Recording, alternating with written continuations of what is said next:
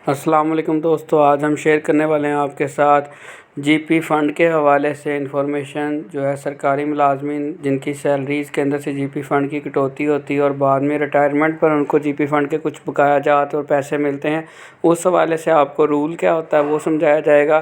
Pensioners के GP fund के बकाया जात अकाउंट ऑफिस से हासिल कैसे किए जाते हैं, बकाया जात किस तरह क्लेम करने होते हैं, इस बारे में आपको मुकम्मल तफसील दी जाएगी। जीपी फ़ंड के हवाले से सरकारी मुलाज़िम और रिटायर पेंशनर्स जो हैं वो मुतवज्जा हों। अकाउंट ऑफिस में आपका जीपी फ़ंड बकाया अभी भी मौजूद है जो आप भी दरख्वास्त दे के हासिल कर सकते हैं।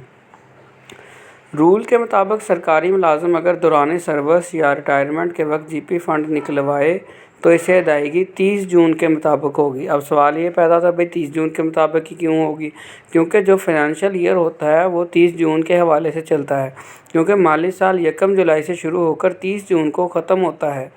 अगर आप 20 मई 2022 को रिटायर हुए, एक मिसाल दे रहा हूँ आपको, तो रिटायरमेंट के वक्त आपको जीपी फ़ंड की रकम 30 जून 2019 के बैलेंस के मुताबिक हुई है। यानी कि अगर आपने 20 मई 2020 यानी कि 2020 में आपने अगर रिटायर हुए तो आपको 2019 की 30 जून के मुताबिक आपको अदायगी हुई है।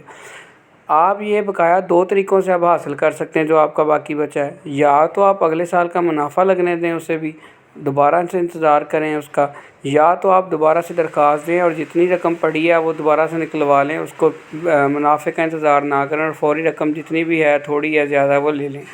मेरी नज़र में आप मुनाफा लगने दें और फिर दरख्वास्त दें और जीपी फ़ंड का बकाया हासिल कर लें।